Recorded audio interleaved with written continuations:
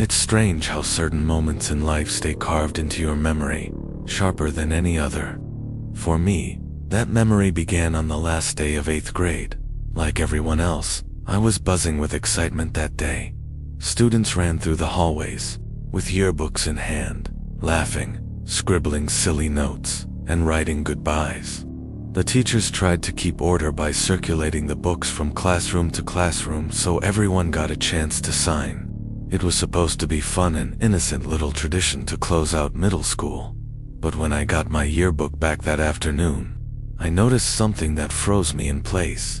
Among the pages filled with playful doodles and inside jokes from friends, there was a message that didn't belong. The handwriting was neat, almost deliberate, and under the smiling photo of a kid I didn't recognize was the name, Samuel Robinson III. The message itself was short. It simply read, "Hags, I'll be seeing you again." That was it. No friendly comment, no inside joke. Just those words that instantly lodged themselves in the pit of my stomach. I remember staring at it, trying to recall if I had ever spoken to him. I hadn't, not once, and yet here was his name, carved into my yearbook forever, accompanied by a sentence that felt less like a joke and more like a warning. I wanted to shrug it off. School was over, summer had started, and I told myself it was just some weird kid being weird. Maybe it was even a mistake, but part of me already knew it wasn't. That night, I hosted a sleepover in my basement with my closest friends, Kevin, David, and Kieran. We had the whole place to ourselves since my parents' bedroom was 3 floors above. We stuffed our faces with Doritos, stayed up playing Call of Duty, and laughed until our sides hurt. It was sometime around 2 a.m. when the first knock came, a sharp, deliberate rap against the storm door at the side of the basement. The sound cut through our laughter like a knife. We froze, staring at each other, waiting for someone to explain it away. But the knocking continued. 3 beats, pause. 3 beats again. Kieran, being the loudmouth of the group, shouted, "Who's there?" I wanted to strangle him for that. Up until that moment, whoever was outside might not have known we were down there. Now they did. There was a long pause before a muffled voice answered, "Come around to the back door." The tone was oddly cheerful, like a friend showing up late to join the sleepover, but none of us recognized it. My chest tightened. The others thought it was exciting, even funny, but I knew better. Something about that voice crawled under my skin. We crept upstairs and approached the back door. Through the narrow glass pane, I saw a figure standing under the dim porch light. At first, just a shadow. Then his face came into view. My heart stopped. It was him, the boy from the yearbook photo. Samuel Robinson. My friends, still treating it like some kind of prank, reached for the lock. I stopped them, blurting out the truth that I had seen his name, his message in my yearbook earlier that day. The mood shifted instantly. Even Kevin, the bravest of us, hesitated. But Samuel wasn't leaving. He stepped closer, smiling, and motioned for me to join him outside. When I cracked the kitchen window open just a sliver, he leaned in and whispered, "So you got my message?"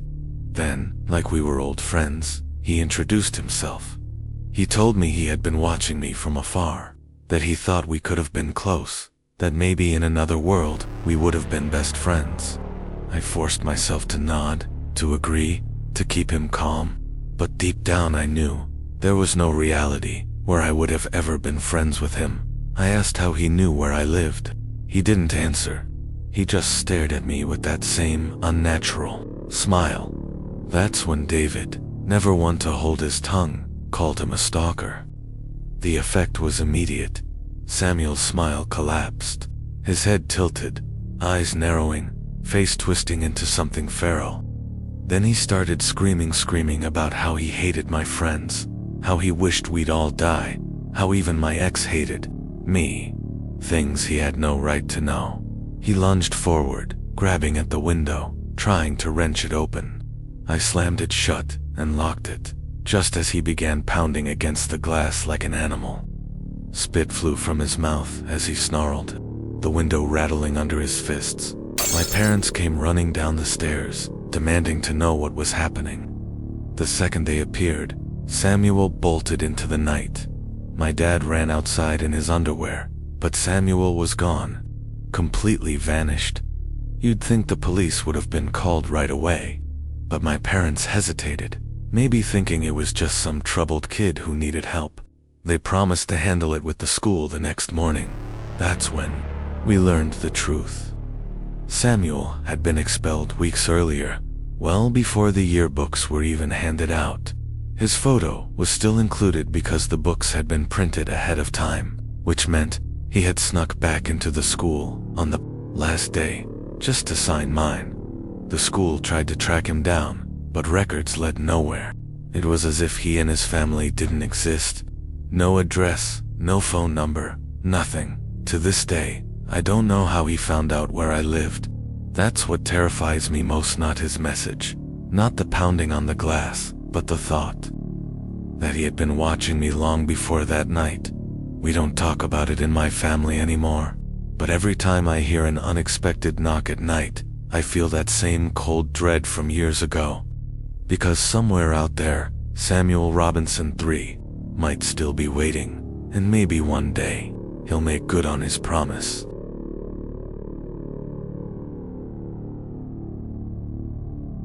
There are nights you never forget.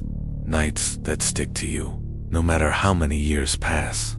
For me, that night was the last day of senior year, back in May of 2019. Most people remember it as a celebration. For my friends and me, it became a nightmare.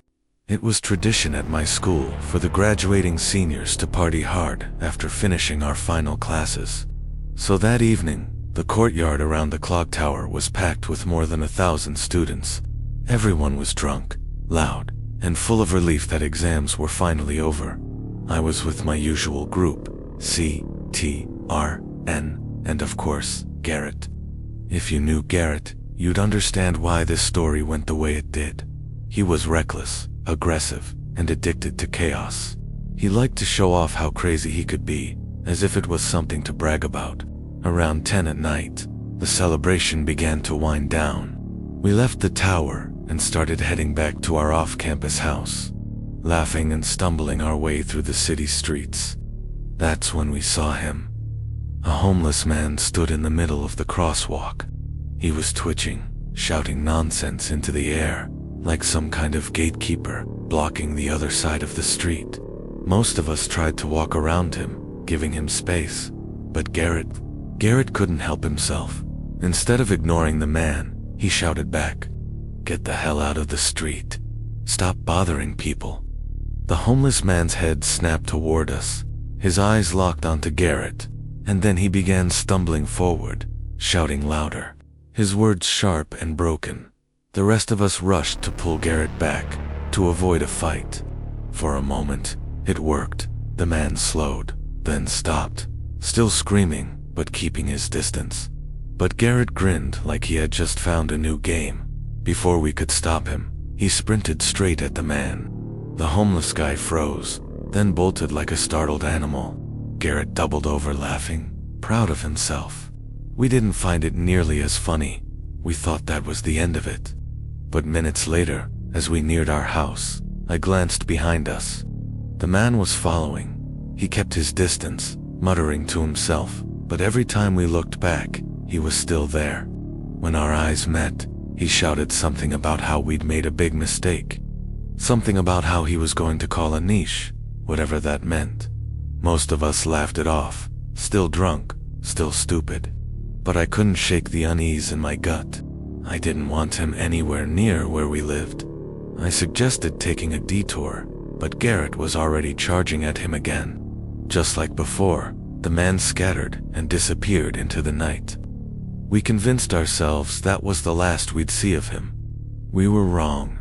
Later that night, after more drinking and chaos back at the house, I stumbled outside to grab my food delivery. It was late, so late, I could barely walk straight. But when I stepped onto the porch, something felt wrong.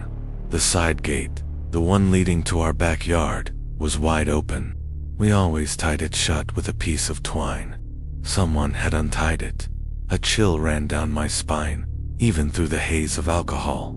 I should have gone back inside, told my friends, called the police. But I didn't. Drunk logic convinced me to investigate.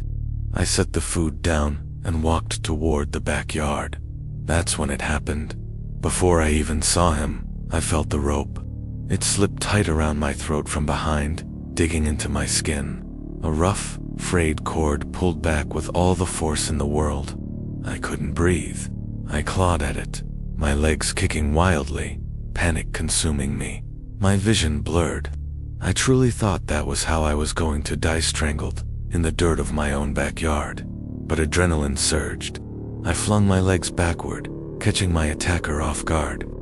We both crashed to the ground, the rope loosening just enough for me to gasp for air. I spun, desperate to fight, and that's when I saw his face. It was the homeless man. His eyes wild, his teeth bared, spittle dripping from his mouth. He clawed at my face with filthy nails, scratching deep enough that I felt blood running down my cheeks. I shoved him away, scrambling to my feet. Before I could grab anything to defend myself, he bolted into the night, disappearing as suddenly as he had appeared. I stood there, shaking, blood dripping, my throat burning from the rope. When I finally stumbled inside, my friends sobered instantly. They rushed me to the hospital. The wounds weren't life-threatening, but I needed shots, lots of them, to protect against whatever diseases the man might have carried. The doctors said I was lucky. Another minute with that rope, and I wouldn't have been standing there at all. The police, they weren't much help. They took my statement, but they didn't find him. In a city like ours, he was just another faceless man on the streets, a man with nothing to lose. Graduation came days later. My face was still covered in cuts. Every photo from that night, every memory, was marked by his attack. Garrett tried to laugh it off at first, but I saw the guilt in his eyes. He knew his taunting had pushed things further than they ever should have gone. He apologized in his own way, but that didn't erase what happened. Even now, years later, I still think about it whenever I walk alone at night. The feeling of the rope burning against my throat, the wild look in his eyes, the sound of his voice echoing in the street. I don't know if he planned to kill me, or if it was just another one of his drug-fueled rages. But I do know this: when you cross someone who has nothing left to lose, you invite a kind of danger you can't reason with, and I learned that lesson the hard way. On the night that should have been the happiest of my senior year.